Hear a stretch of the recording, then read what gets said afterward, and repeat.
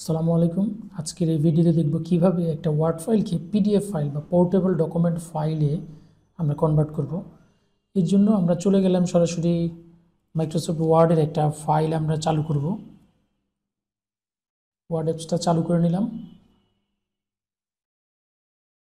Blank document চালু করলাম।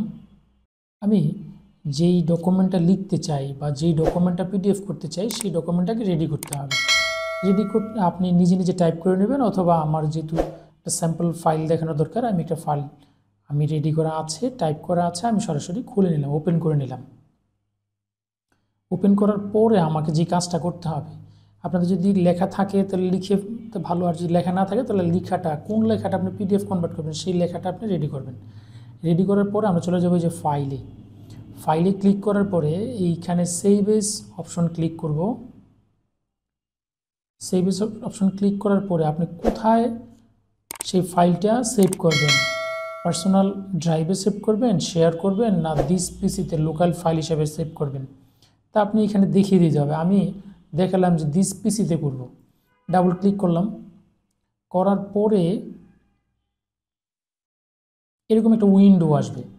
এই উইন্ডোতে আপনি চাইলে এখানে ফোল্ডারটা কোথায় রাখবেন কিংবা কোন ড্রাইভে সেভ করবেন সেটা কিন্তু এখান থেকে আপনি সিলেকশন করতে পারবেন।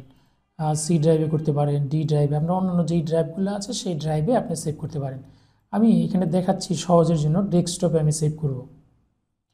এখন এখানে ফাইল নেম দেওয়া আছে, যদি আপনি চান কারেকশন করতে পারেন, আর যদি না চান তাহলে কারেকশন করার কোনো দরকার নেই। এই যে সেভ এজ টাইপ যেটা আছে এখানে ওয়ার্ড ডকুমেন্ট হিসেবে আছে, আমি এখানে ক্লিক করব। ক্লিক করলে এখানে আমাকে বেশ কিছু ফরম্যাট দেখাবে। এইখানে একটা ফরম্যাট আছে পিডিএফ। তবে কথা হচ্ছে পিডিএফ ফরম্যাটটা তখনই আসবে যখন আপনার পিসিতে অ্যাক্রোব্যাট রিডারটা ইনস্টল করা থাকবে।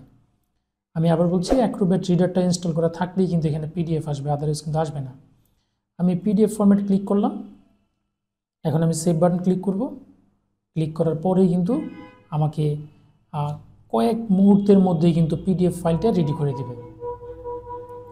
আমার ফাইলটা রেডি হয়ে গেছে। আমরা এখন চলে যাই যেখানে আমি ফাইলটা সেভ করেছিলাম সেখানে চলে যাব। এই যে আমি ডেস্কটপে সেভ করেছিলাম, এখানে ডেস্কটপে কিন্তু চলে আসছে।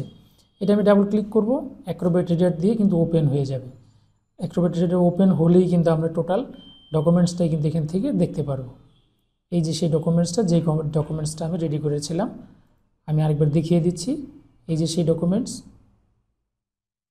পিডিএফ আমি দেখিয়ে দিচ্ছি, এই হচ্ছে সেই ডকুমেন্টস।